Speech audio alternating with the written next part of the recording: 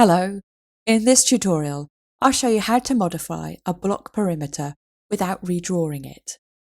To do that, I'll use the Add Surface tool and Increment snaps.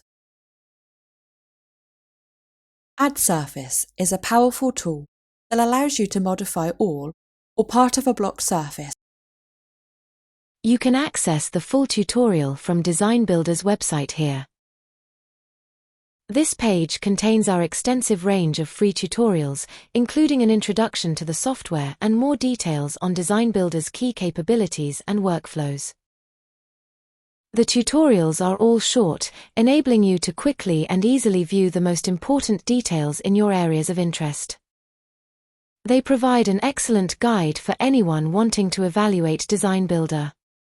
A direct link to this specific tutorial is included in the video description.